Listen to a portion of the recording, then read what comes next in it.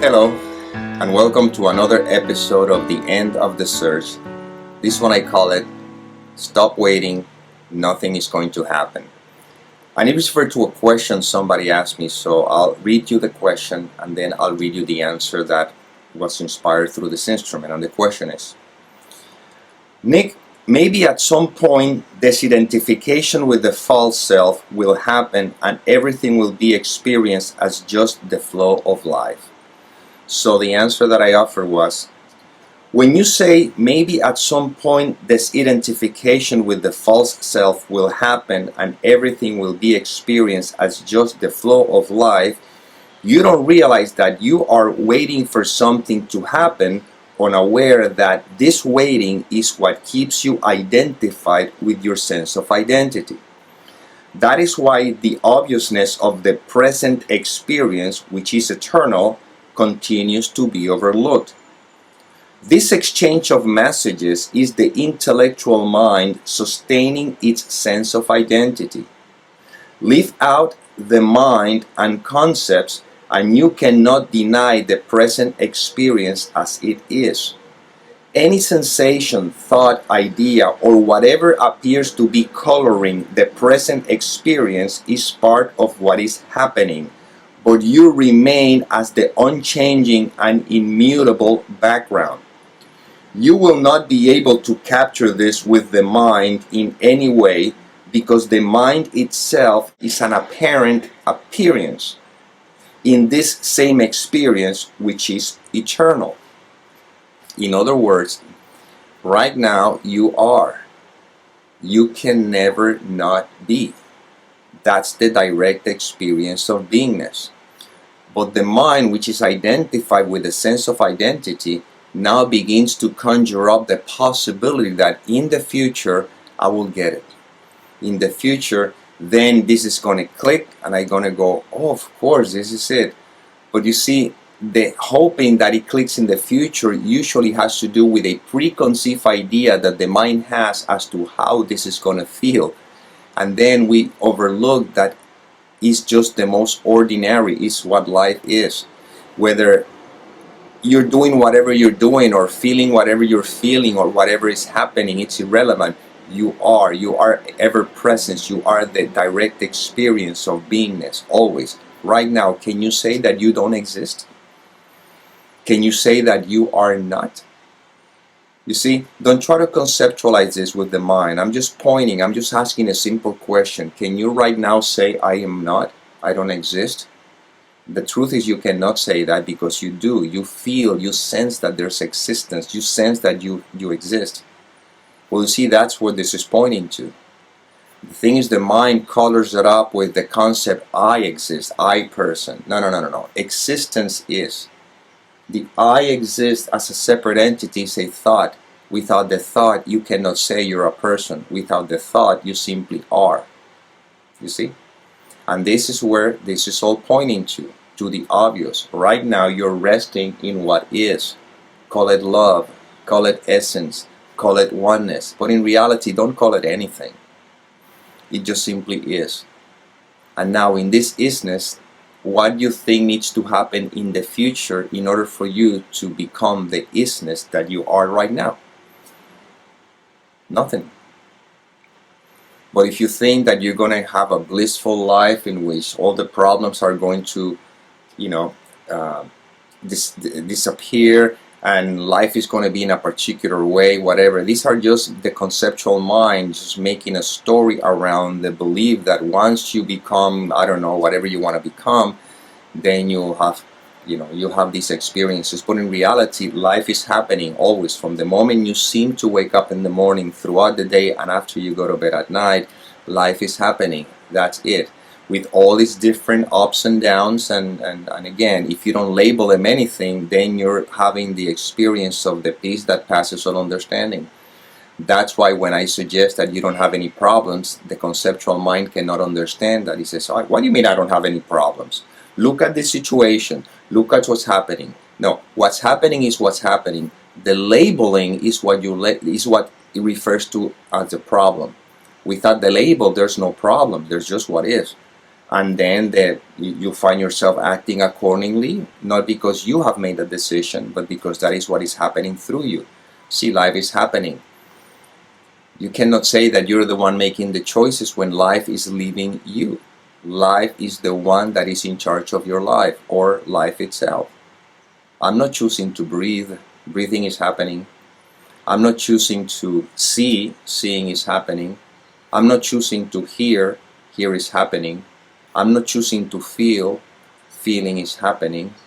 You see? I'm not choosing to have the heart beating, and yet that is happening. I'm not choosing for the organs to function, and they are functioning. That's just happening. See, everything is happening because life is the one in charge of all the happening. See? But the problem is that the thought, me, individual, think that I am making anything happen, that I am making choices. But remember, choices are not made by at random. Choices are made by the perfection of life experiencing through the instrument. Every time you make a choice, it's because a thought has preceded it. Without the thought, the choice cannot be made. You're not going to be in the middle of a conversation and go to make a sandwich for no reason. Or you're just going to be walking, talking to someone, and then all of a sudden you find yourself going to the supermarket and you don't even know why. And then, you see, that doesn't happen like that. Before any action takes place, first a thought has to happen. You're working on something and a thought appears and says, hey, I gotta do this. You see, then you act accordingly. But without the thought, you will continue doing whatever you're doing. So the question is, who put or what put the thought there? The thought appears first. And this is common sense. This is, with pure investigation, you'll see it. You see? A thought has to appear first before an action is taking place. And the mind says, okay, the thought appeared, but I chose for the action to take place. No, the thought appeared, and that's it. The thought doesn't lead you to the action. The thought appears, the possibility, that's a possibility. And then another thought, according to your conditioning, appears that says, I'm going to do this. I've given this example before. I mean, if you're someone who loves heights, and somebody says, hey, or the thought about going mountain climbing shows up, you may go, hey, yeah, I want to do it. But if you're afraid of heights and the thought of mountain climbing shows up, I'll guarantee you probably will say no.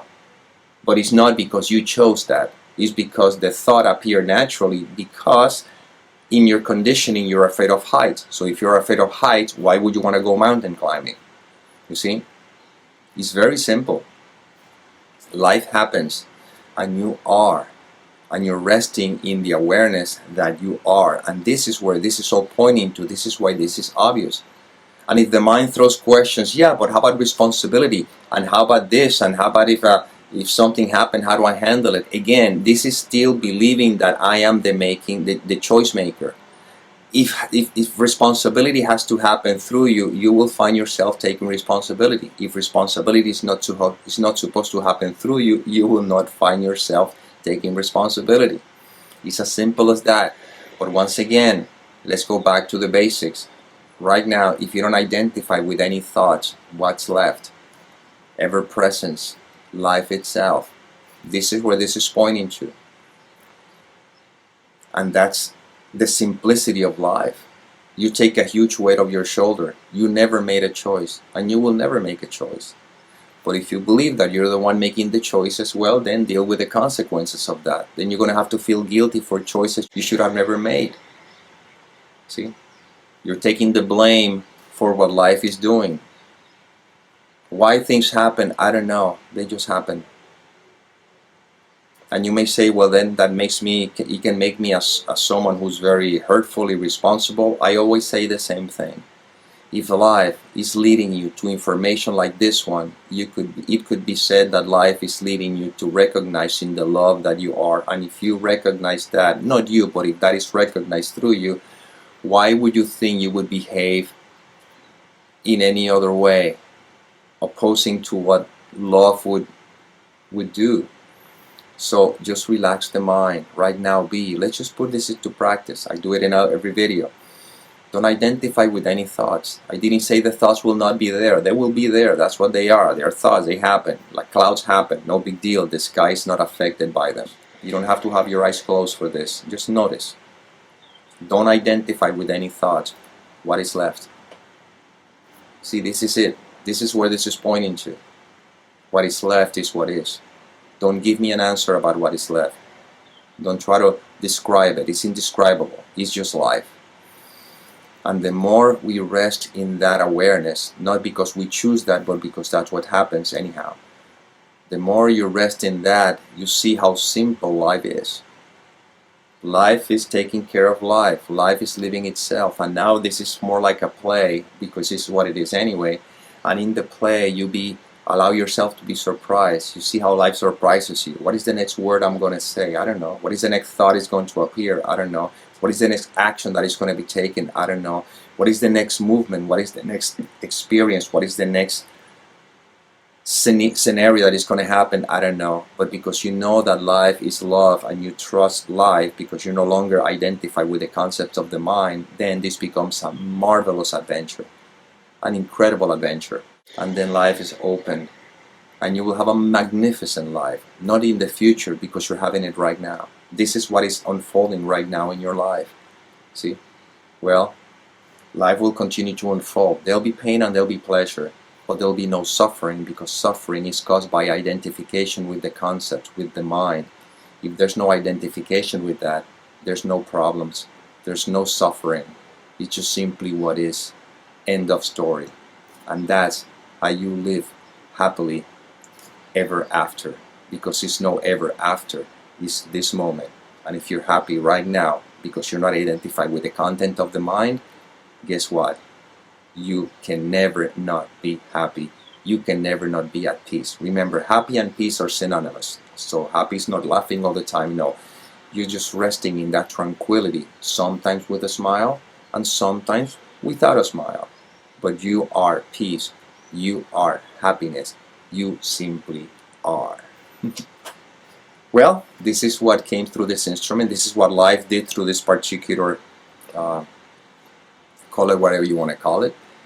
And as always, may peace permeate the mind so that love can be extended.